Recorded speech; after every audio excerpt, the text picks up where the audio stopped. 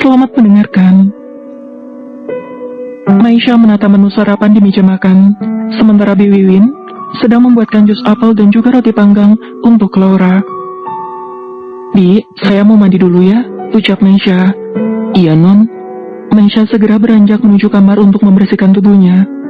Dalam 20 menit, ia sudah keluar kamar dan tampak lebih segar. Saat hendak kembali ke dapur, ia melirik pintu kamar Laura yang masih tertutup rapat. Sepertinya penghuni kamar belum keluar juga. Perlahan Maisha menuju kamar tersebut dan mengetuk pintu. Begitu terbuka, Maisha seketika terpaku di tempat. Betapa tidak, Arlan muncul dari balik pintu hanya dengan menggunakan handuk putih yang melilit pinggang, memamerkan dada bidang dan bentuk tubuhnya yang nyaris sempurna. Rambutnya yang masih basah menambah kadar keseksiannya pagi itu. Dulu, Maisha merasa menjadi wanita paling bahagia sebagai pemilik satu-satunya tubuh itu. Sekarang ia harus menerima kenyataan pahit untuk berbagi dengan wanita lain. Selamat pagi, Mas. Maisha mengolah senyum. Pagi, Maisha. Arlan menjawab sungkan, terlebih saat melihat mata Maisha yang sembab. Pikirannya dengan cepat menebak bahwa Maisha habis menangis karena semalam dibentak olehnya. Hal yang memicu hadirnya kecanggungan di antara keduanya.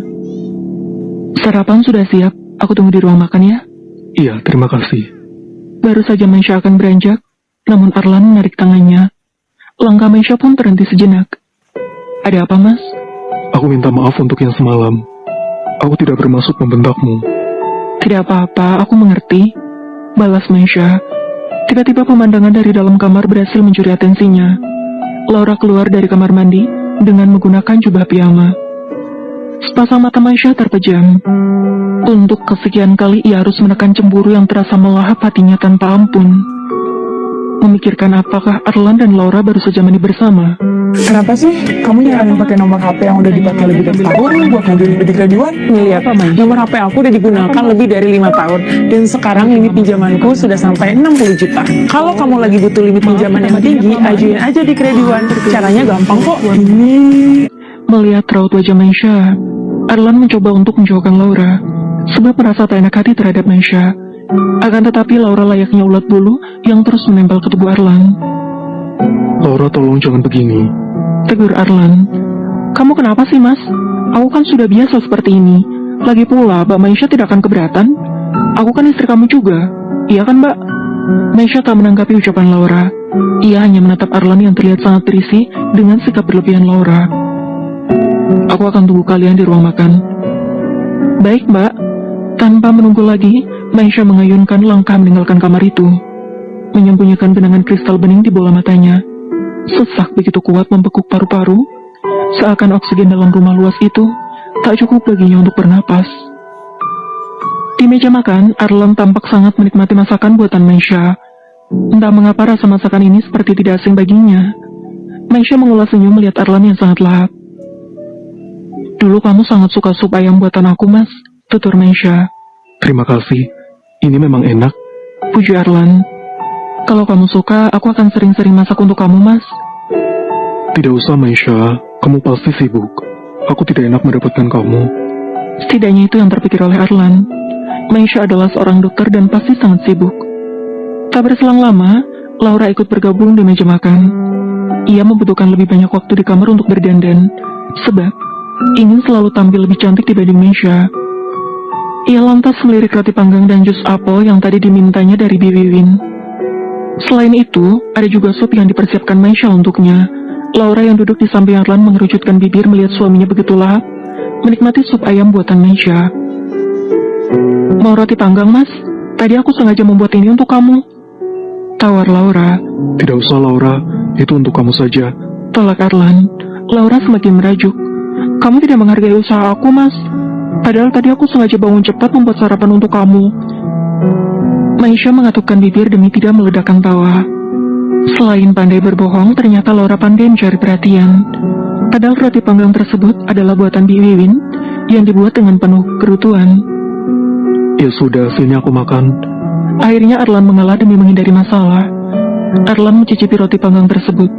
Tak berselang lama, Bibi Wiwin muncul dan melihat Laura tak memakan roti panggang buatannya. Malah ia berikan kepada Arlan. Wanita itu sedikit terheran. Apa Non Laura tidak suka roti buatan saya?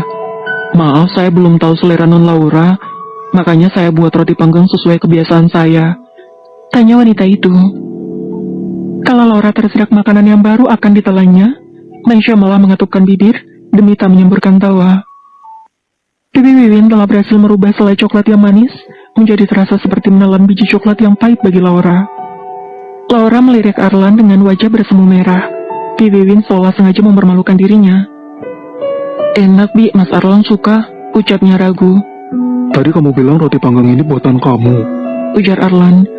Iya, tadi aku mau buat, tapi tiba-tiba aku mual, makanya minta tolong Bi Wiwin. Tak tahan, Maisha pun terkekeh. Arlan mencuri pandang kepada Maisha, kemudian menunduk saat tatapan mereka saling beradu. Entah mengapa Arlan merasa ada debaran aneh setiap melihat senyum Maisha. Ada rasa kagum yang tak terbantahkan kepada wanita itu.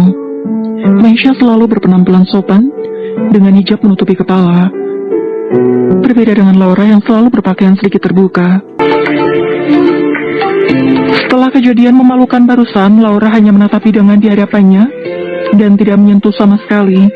Selera makannya mendadak hilang karena ulah Bi Wiwin yang membongkar bualannya. Kenapa tidak makan? Tanya Arlan setelah mendapati Laura hanya diam sejak tadi. Iya mas, ini baru mau makan. Laura tersenyum ragu, lalu meraih sendok di samping mangkuk sup. Sejenak sorot matanya mengarah kepada Arlan dan Maisha secara bergantian. Rasa kesal kembali memuncak ketika mendapati Arlan sesekali mencuri pandang kepada Maisha. Padahal dalam pandangan Laura, dirinya jauh lebih cantik, lebih muda, dan lebih modern dibanding Maisha. Pakaian serba tertutup yang dikenakan Maisha juga terkesan norak. Lalu apanya yang menarik sampai Arlan harus mencuri kesempatan untuk bisa menatapnya? Laura benar-benar tak habis pikir. Namun sejurus kemudian ia mengulas mik sambil menyendokkan kuah sup ke mulut. Tiba-tiba sepasang matanya melotot. Kedua sisi pipinya merah. Kuah sup yang baru saja masuk ke mulutnya menyembur keluar. Wanita itu terbatuk-batuk dengan sensasi panas yang terasa membakar lidah. Aduh, pedas sekali supnya. Ia mengibaskan tangan di depan mulut. Lantas dengan gerakan sangat cepat menyambar segelas air putih. Arlan dan Maisha menatapnya sedikit heran. Kenapa Laura? Tanya Arlan melihat Laura yang tampak meringis. Kenapa sup ini rasanya pedas sekali? Lidahku seperti mau terbakar, mas. Arlan menatap semangkuk sup di hadapan Laura, lalu melirik Maisha penuh tanya. Tapi supnya sama sekali tidak pedas. Mungkin perasaan kamu saja, Laura. Tapi sup yang kumakan memang rasanya pedas sekali, mas. Kalau tidak percaya, coba saja sendiri. Laura kembali menenggak segelas air More putih. short drama hits, nonton episode 1 sampai tamat. Coba dengan bibirnya yang sangat merebak dalam Buruan download Melolo sekarang juga. Tapi aku tidak pakai bubuk cabai atau merica, jadi tidak mungkin kalau supnya pedas. Bantah Maisha. Kalau tidak pakai bubuk cabai, kenapa rasanya seperti ini?